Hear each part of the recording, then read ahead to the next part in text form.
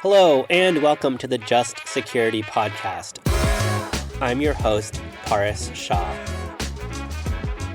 It's been over 3 months since the FBI searched Donald Trump's Mar-a-Lago home. We know Trump kept classified documents after he left office, but since the search, we haven't heard much information about what the Justice Department plans to do about it. That's pretty common. After all, investigations take time. Whatever the Justice Department's timeline is, the investigation is likely to end in a document called a Prosecution Memorandum. It's what prosecutors use when they justify whether to charge a person with a crime. And for Trump, that type of memo will be especially confidential and sensitive. It's likely to present all the evidence, like what the FBI learned from searching Mar-a-Lago, consider what federal laws Trump might have broken, and analyze Trump's best defenses. Of course, we don't know exactly what a Trump prosecution memo will say. After all, we don't have all the information the Justice Department's lawyers do. But our team at Just Security can take a pretty good guess. They're former senior prosecutors, defense counsel, and legal experts, the type of people who have written these memos in the past. The Just Security Model Prosecution Memo analyzes the potential federal crimes that Trump might have broken.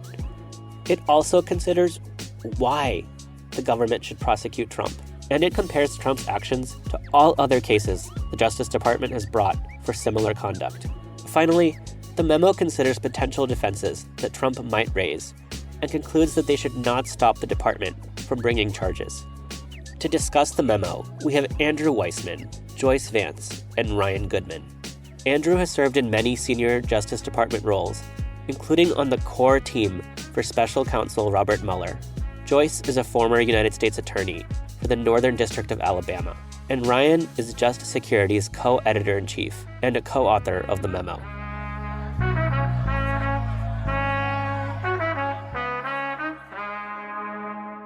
So, Ryan, there's a lot that's been reported publicly in the media about the FBI's search of Mar-a-Lago, but there's also a lot that we don't know and that hasn't been reported. When you're creating this memo, how do you even start to assess the facts when we don't have a lot of that information available?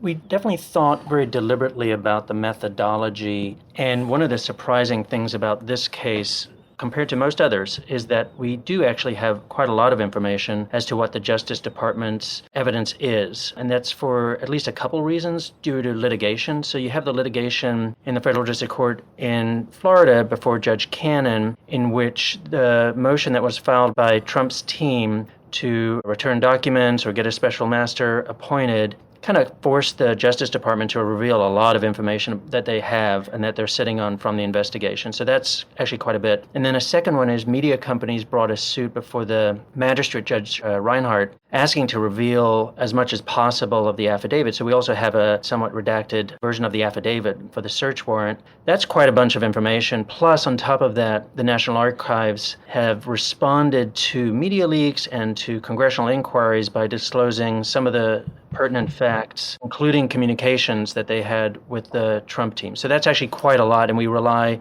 heavily, I would say, on the information that's produced from those sources. At the same time, we do have to also depend on investigative reporting, and we're quite explicit about doing that. And that's from really reputable reporting from the Washington Post and the New York Times, which I would say has actually proven themselves to be highly reliable in the Mar-a-Lago investigations. Time and again, things that they report are proven to be true by subsequent revelations from the Justice Department. Joyce, given the facts that we have, what does the memo conclude about whether to prosecute and under which federal laws? Yes, so interestingly enough, when you engage in this much criminal conduct, there are a lot of choices that prosecutors have to make. And I'll expose my bias early. I don't like to overcharge a case. I typically want, in a case where the evidence is strong and clear, like this evidence appears to be, I want a clean, simple indictment that doesn't give the jury a lot of opportunity to stray. So where the evidence is strong in the sense that there are clear charges that it applies to, I would opt for being a little bit selective about what's being charged.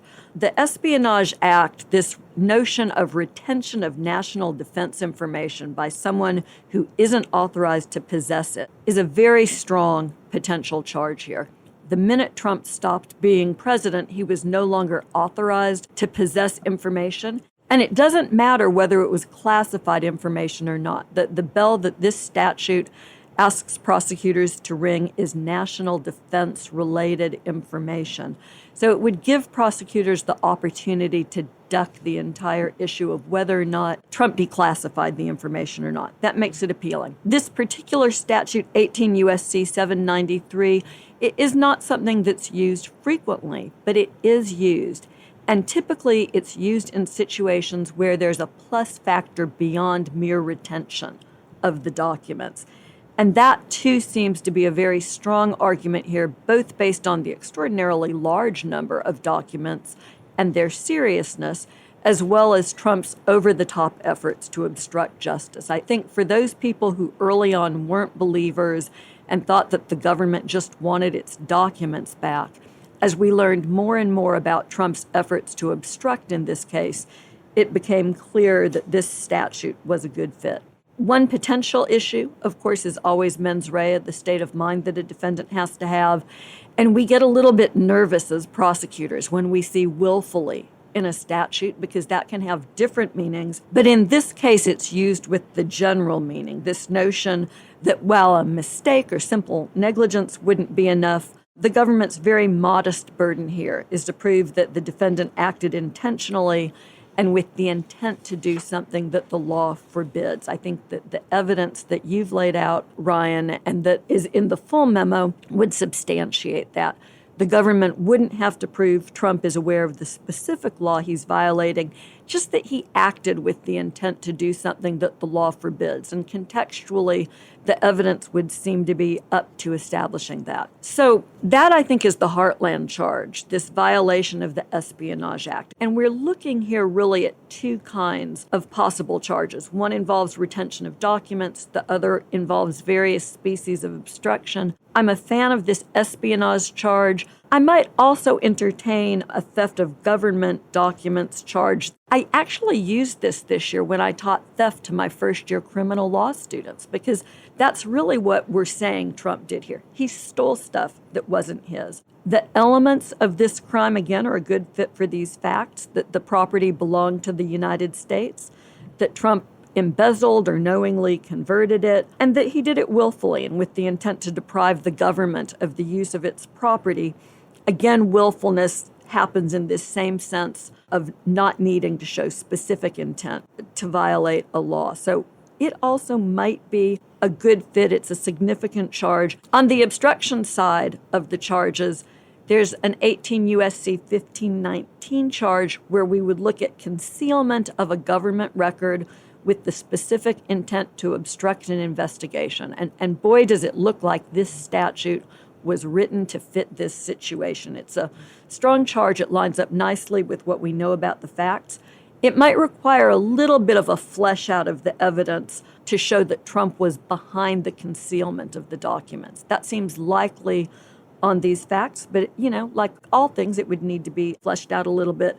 This specific intent requirement that Trump's goal was to interfere with the investigation turns on the fact that he was aware of it and continued to withhold documents, at least at the point at which DOJ pays him a visit and he declines to comply with the subpoena, but probably a lot earlier than that under this particular statute.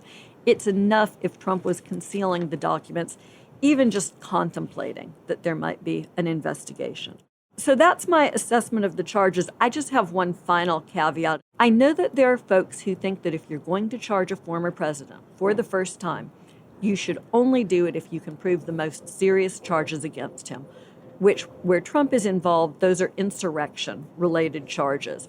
And without weighing in on the merits of the January 6th case, I'll just say I think it's important that we hold Trump accountable, that we show that the rule of law still does work. A lot of people no longer believe that. And so in a situation like this, it's bound to be fraught. There are people who will call this a political witch hunt, no matter what sort of a decision is made regarding Trump. But I think if the evidence lays out the way that we believe in the memo that it does, then Trump has to be prosecuted, just like anyone else who did what he did, if the rule of law is going to continue to mean anything in this country. Andrew, this is a massive memo. A ton of work went into it. What was surprising for you in drafting it? What did you learn from this process of creating this document? Well, first, let me just say that there is an executive summary. So it's not like reading the Mueller report where it's 400 pages. There is something relatively short and sweet that gives Wait a second. Y'all had executive summaries in the Mueller report, and they were quite good, if I recall.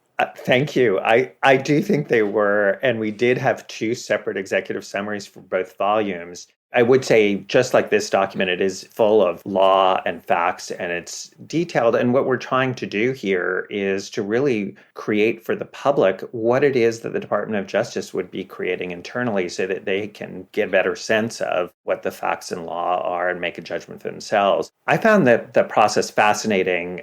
I was surprised by the number of document retention cases that the department has brought over time in delving into the compendium that has been put together and is detailed in this Pross memo, that so many of these cases are of lesser or equal culpability to that is set forth based on what we know now with respect to Donald Trump.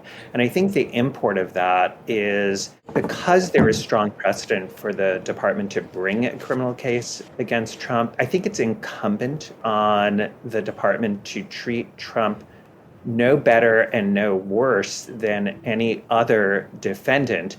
And I think particularly for Merrick Garland, who is a former judge, he is going to be very closely looking at essentially case precedent, here the DOJ precedent, to make sure that he is applying the rule of law. And I think that answers Joyce's question about should you bring stronger or wait for other charges and not bring this case, because that would really be antithetical to the rule of law. There are many, many people who are charged with crimes who didn't do anything close to what Donald Trump did. And so he should hardly be given a pass because he's being investigated for other crimes that may be more serious. That doesn't mean that you shouldn't be treated and held to account the way anyone else would. So that's sort of one area. And I do think that the compendium is one of the really great things that Just Security did by putting this memo together and under its auspices. The second area was something that Joyce alluded to, which is the obstruction type charges, of which we go through three, are ones where when you look closely, and I think this is where Joyce and I, as former prosecutors, are very focused on what exactly is the evidence with respect to Donald Trump. I think that is something that really does, to use Joyce's term, need fleshing out, particularly with respect to a potential charge involving the grand jury subpoena that the Department of Justice served in May of this year, because that grand jury subpoena was directed to not Donald Trump personally, but rather the office of Donald J. Trump.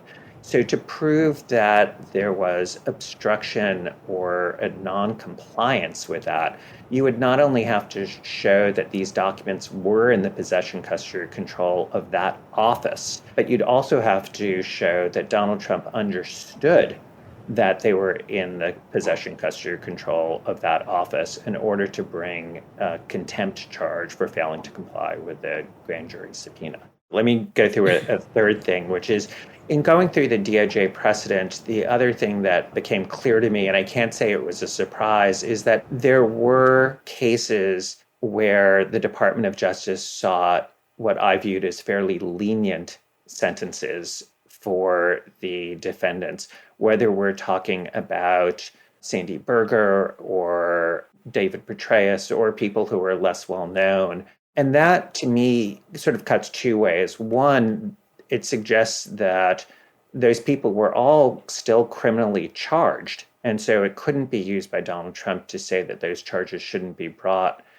But they would counsel in favor of the department offering a lenient plea if the defendant were to plead guilty, because that is consistent with what the department has done previously, even if you disagree with it, as I do, in terms of how these crimes have been treated in the past. I do think that that is something that's important for people to realize, is that the department has had relatively serious cases and not thrown the book at those defendants. Joyce, there's a section of the memo that walks through the different defenses that Trump might assert. So what are the strongest defenses that he might use, and what did you learn in assessing each of them? So I think this is one of the real strengths of the work that Just Security has done, because it's so easy to leap to conclusions. You look at the evidence, you look at the charges, and you think, we're good to go. But that's not how prosecutors operate. One of the most important things that you do as a prosecutor is look critically at your case. I like to read the jury instructions. I sort of start at the end. I like to know what the judge will tell the jury I have to prove, and think very critically about that, and also to look, as we do in this case, at affirmative defenses that a defendant could raise. It is very easy, and I would caution against sort of brushing past these and saying, they're silly, they're stupid, they don't work. Because the government ultimately bears the burden of proving guilt beyond a reasonable doubt, and a defendant can use issues like this to create some form of doubt and maybe convince one or more jurors to decline to vote guilty. So as a prosecutor, you have to take this sort of thing very seriously. That said, though, I'm not sure that Trump has a great defense in the mix here when all is said and done. He does have this declassification argument that he has floated at various times, but the memo, I think, does a great job of just slicing and dicing this one. For one thing, it just doesn't matter to the sorts of charges that we're talking about bringing. They don't hinge on these documents being classified per se. And so even if Trump, had magically declassified all of these documents with his special magic hat and magic wand on, the government would still be entitled to convict if the evidence is as strong as we've suggested it is. Joyce, that's what you call the Harry Potter defense? The Harry Potter defense. I think that's absolutely right, but it's more like the Voldemort defense, right? I mean, let's not let him line up with Harry Potter here. Good amendment. As a prosecutor, don't you want to see Trump raise this defense just so that you can make fun of it every time you stand up again, right? I mean, this is the sort of thing that a good defense lawyer would not raise because it gives the prosecution just too many opportunities, especially now that DOJ has locked in Kash Patel at the grand jury. Patel is the Trump ally, former prosecutor who went onto Trump's national security team and went over to the Department of Defense as chief of staff after Trump had lost the election, has remained loyal to Trump since Trump left office, and he's the one who publicly floated this story that he had seen Trump declassifying documents. So now DOJ has given him immunity, forced him to testify in front of the grand jury. We don't know what he said, and knowing what he said would be very important to fully assessing the government's case here. If Patel has come forward with some compelling case that Trump declassified, well, there you would have that. But ultimately, for these charges, classification is not something that provides a defense. And so I think the government, frankly, gets by with this one, but they have to make sure that the jury understands fully that classification is not critical. I'm similarly unimpressed by the notion that Trump would argue that classified material is presidential records or personal data. It just isn't. It's generated by the intelligence community, not by Trump. And he seems to deliberately misunderstand how the Presidential Records Act works. But more to the point, even if these documents were presidential records, they were still called for by the subpoena. The subpoena asked for the turnover of anything that bared classified designations. And Andrew and I both know that when you're working with classified documents, and of course everyone has now seen the pictures from Mar-a-Lago, it's not like it's tough to see the markings, right? There's a big cover page. They're handled specially in specific folders. Every page that has classified material on it repeats the warnings. This is not the sort of thing that you could miss or mistake for personal records. Trump also tries to make this argument that he's entitled to these records, just like Barack Obama kept all sorts of stuff. And of course, that's untrue. The National Archives was quick to correct Trump in this regard. He might have the right to access these materials to write. He doesn't have the right to possess them. So this defense, I don't think, works. There's also lurking in the background an assertion of executive privilege. Trump hasn't put that forward here yet. But again, it seems very unlikely to succeed because executive privilege isn't absolute, it's qualified, and it falls in the face of great need for materials, which certainly would be the case in a criminal investigation. There's a little bit of precedent in a case involving a former president, Richard Nixon. And it's even possible that there's a crime fraud exception that comes into play here and defeats the privilege. All of that, I think, sort of gets tied up together if this becomes a defense that Trump floats. Again, just not something that I see as being successful. And I think in the interests of time, I'll just laugh in passing at the suggestion that the FBI planted evidence at Mar-a-Lago. Look, this search was filmed and photographed, and that's just ridiculous and doesn't fly. And then maybe the last of Trump's defenses that's discussed in the Pross memo is this advice of counsel defense, the same defense that Steve Bannon tried to rely on when he was prosecuted for contempt of Congress, and that the judge did not let him offer because the law says he can't offer it in that setting. I think it fails for Trump here for different reasons. We know from the publicly accessible information that there were lawyers who told Trump, hey, you got to turn the classified stuff over. You can't hang on to it. That's the advice of counsel that he received. And it would be utterly shocking if any lawyer provided advice that made sense that he was entitled to hang on to these documents. That's a factual determination for a jury to make if a judge permits that sort of a defense to be introduced at a trial. But it is awfully weak here, and the government would be able to put on people like former White House counsel staff who would say, no, we told him he had to turn it over and explain the law to him. So I think Trump goes 0 for 5 on these defenses. But again, the caveat that Andrew and I have put forward, which is that to some extent we're flying a little bit blind. We don't know what all of the evidence DOJ has in its possession looks like. And that could make defenses stronger or could make the case weaker. Let's just conclude with some wrap-up thoughts, if any of you have them. Ryan, let's start with you. One thought is the purpose behind the memo, or even not necessarily the purpose, but rather its effect, what it can help contribute to the national conversation. I guess, as revealed by our conversation and some of the things that Andrew was saying in terms of what was surprising, it certainly helped sharpen my own thinking. And then also what Joyce was saying in terms of you can create a prima facie case, but then you have to walk through each of the defenses in a disciplined manner. It definitely sharpened my own thinking, and I think it will help in that manner for just people in the legal community, the broader public. And it also obviously comes at a time in which, if the Justice Department proceeds down this path itself, Trump will try to call them out as being political. And I think this document shows what a balanced assessment from an outside group has produced that, in all likelihood, I would imagine will look similar to the conclusions that the Justice Department reaches. Andrew, let's go to you next. Sure. So, in many ways, we do a lot with the media, usually in small sound bites, occasionally in longer format. But this is an opportunity to really lay out with rigor an area that really requires nuance. And one of the things that this Pross memo does is really provide the public and potentially also the Department of Justice with that nuance, going through facts, law, application, and precedent, and the defenses that Joyce went over to really create that nuance so that people don't just say, isn't it obvious? And they can really understand what goes into the decision making. Second, I think it helps explain the rigor that is required by the Department of Justice in the same way that we went through this exercise. They will be going through the same exercise, obviously with